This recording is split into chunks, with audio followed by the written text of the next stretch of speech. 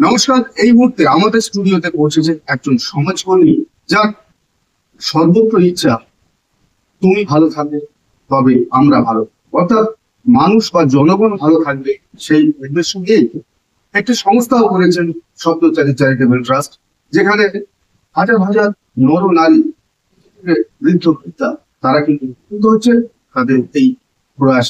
আজকে সেই মানুষটিকেই আমরা আমাদের স্টুডিওতে নিয়ে এসেছি, যে বর্তমান পরিস্থিতি যে জায়গায় যাচ্ছে এই আরজিকর মেডিকেল হসপিটালে, যে একটা অনৈতিক কাজ হচ্ছে যেটা দৃষ্টান্ত রাখছে গোটা ভারতবর্ষের দিকে, সেই কাজের সেই যে আন্দোলন সেটা কি আজ সঠিক পথে পরিচালিত হচ্ছে, না রাজনৈতিক রঙের ছোঁয়ায় হয়ে উঠছে সর্বস্ব?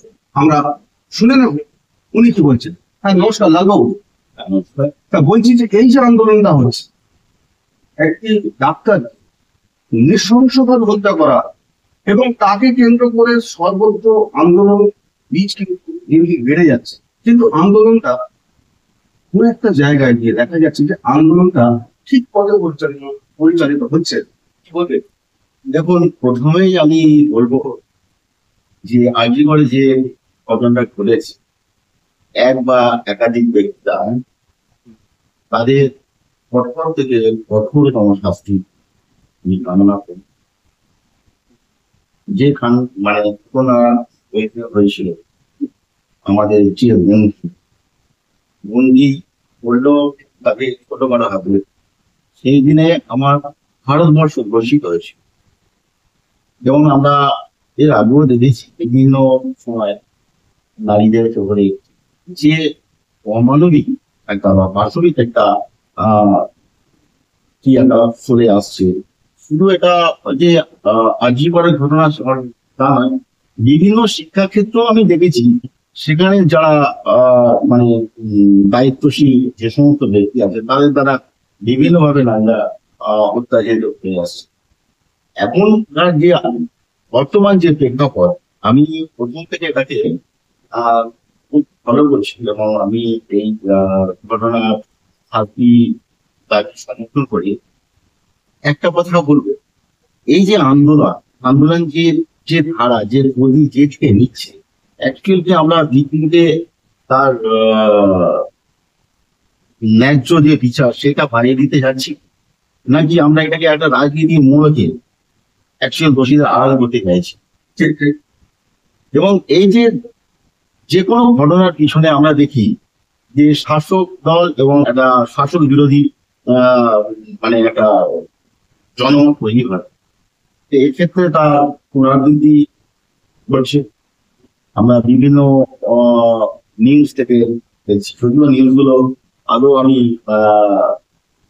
যাচাই করিনি বা এর সম্বন্ধে আমার যতটা মত নয়, তার মধ্যে যে ফেক নিউজ হচ্ছে না এমন তো কোনো কথা নেই, প্রচুর ফেক নিউজ হচ্ছে। তো তাতে আমরা এগুলো জানতে পারছি এবং একটা মোড়ক তৈরি হচ্ছে, একটা অস্থিরতা তৈরি করে দেওয়া হচ্ছে, মানুষকে আরো বেশি বিনষ্ট করে দেওয়া হচ্ছে, যাতে সে আরো একটা অরাজকতা সৃষ্টি করে এবং সমাজে আরো কিছু মায়ের উপর খালি হোক, এরকম একটা পরিস্থিতিতে বর্তমান পরিস্থিতির প্রেক্ষাপটটা এমন একটা জায়গায় চলে গেছে, আমাদের যে কোনো সমস্যা পেলে আমরা তাকে রাজনীতি ভঙ্গে আগে মিলে দেওয়ার চেষ্টা করছি। এক্ষেত্রেও তাই হচ্ছে। এই যে আন্দোলন হচ্ছে শুরুটা তো খুব সুন্দর ভাবে ছিল, হ্যাঁ, দোষী প্রকৃত শাস্তি পাবে এটাই মেন উদ্দেশ্য ছিল। তখন কোনো রং ছিল না, কিন্তু এখন রঙে পরিণত হচ্ছে। আদৌ কি দোষী আইডেন্টিফাই করা যাবে? আদৌ কি তাদেরকে আমার প্রশাসন গ্রেপ্তার করে পারবে বা সাজা দিতে পারবে? আমার তো যেটা মনে হচ্ছে যে বজ্র আধুনিক হস্তাগার বলে একটা আমাদের বাংলার প্রবাদ আছে, এক্ষেত্রে সেটা হচ্ছে না। যে সমস্ত নিউজের মাধ্যমে আমরা যে খবরগুলো আসছে, যেগুলো আমরা টিভি চ্যানেল বা মিডিয়ায় দেখতে পাচ্ছি, যে প্রমাণ লোপাটের চেষ্টা করেছে এবং পরবর্তীতে আন্দোলন দ্বারা সেই সমস্ত গুলোকেই ভেঙে দেওয়া হচ্ছে। কারা করছে, কারা ভাঙছে, একে অপরের নামে দোষ চাপিয়ে দেওয়া হচ্ছে। এতে আসল অপরাধী কিন্তু সে পুরোটা সেফটি হয়ে যাচ্ছে। তো যাই হোক, এখন বর্তমান পরিস্থিতিটা এই মুহূর্তে তো সিবিআই হাতে নিয়েছে, এবং আমাদের ও, যে দোষী সঞ্জয় নয়, ওনাকে ওনার ভয়ানক রেকর্ড রয়েছে, এবং যে সমস্ত ডাক্তারগুলো মেডিকেল করেছিল, তো তাদের মানে রেকর্ডিং করছে, তাদের সঙ্গে জিজ্ঞাসাবাদ করছে, কথাবার্তা, এবং অনেক উন্নততর প্রযুক্তি ব্যবহার করা হয়েছে এই ক্ষেত্রে, যেগুলো সচরাচর করা হয় আহ, যন্ত্রপাতি নিয়ে হচ্ছে। তো এখন তো রাজ্য সরকারের দায় অনেক অংশে আমার মনে হয় হালকা হয়ে গেল, যেহেতু সিবিআই, এবং সিবিআই কে সম্পূর্ণ পরিচালনা করে কিন্তু আমাদের দেশের কেন্দ্রীয় সরকার। এখন বিরোধীরা কি করবে?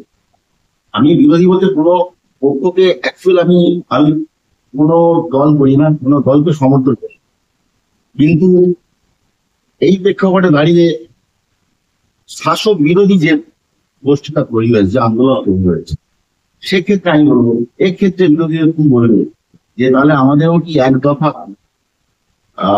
একই দাবি, আমরা প্রধানমন্ত্রী পদত্যাগ চাই, সিবিআই কাজ করছে না, ইলে করছে।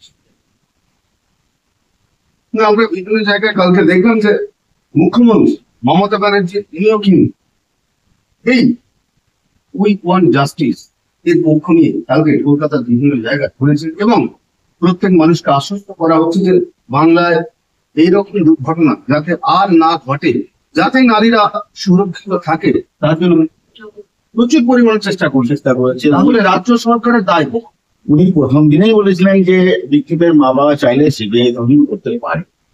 উনি প্রথমে বলেছিলেন যে এক্ষেত্রেও বলছি, যেমন একটা কাল থেকে একটা পোস্ট ভাইরাল হয়েছে, মুখ্যমন্ত্রী 10 লক্ষ টাকা ঘুষ দিতে চাইছে। মানে ওনার যে বক্তব্যটা, আমি ওনার ফেসবুক পেজে গিয়ে আমি পুরো বক্তব্যটা শুনলাম, 45 মিনিটের একটা বক্তব্য।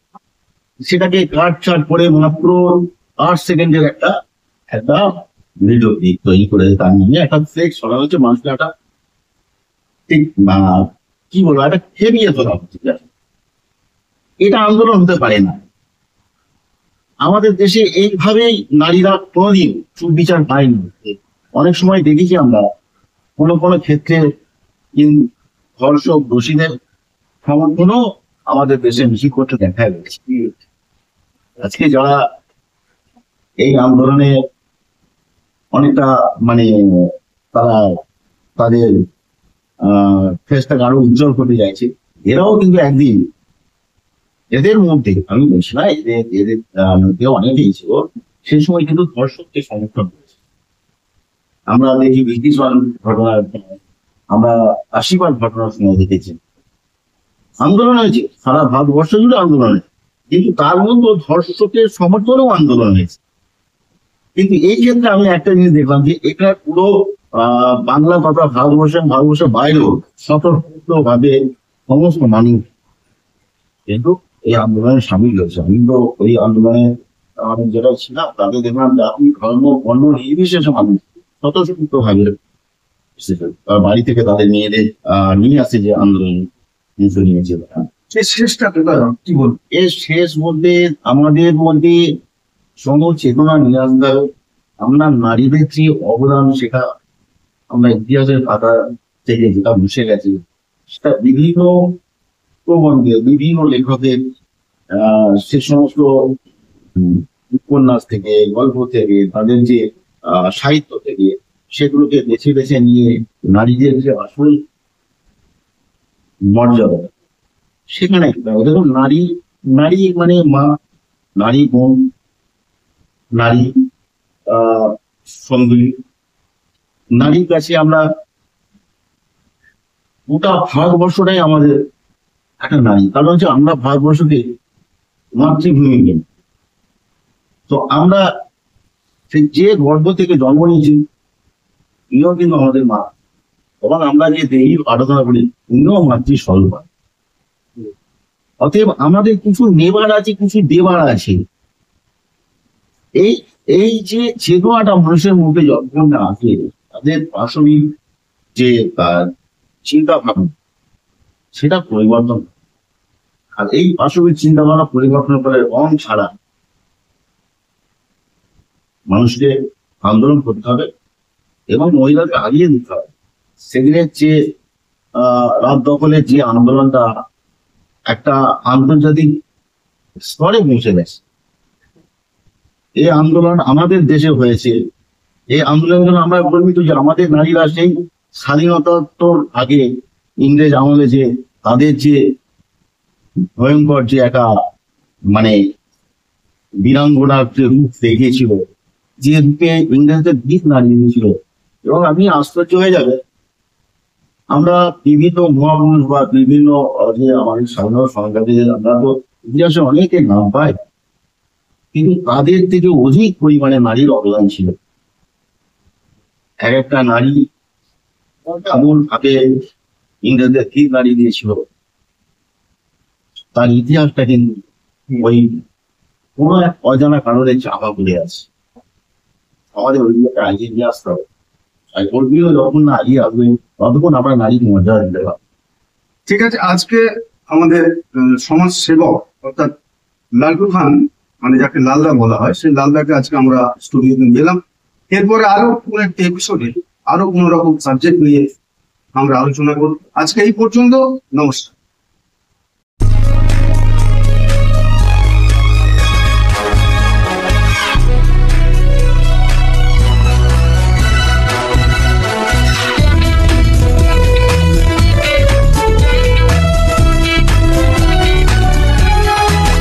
আপনারা দেখছেন NPS নিউজ, সবার সাথে সবার মাঝে।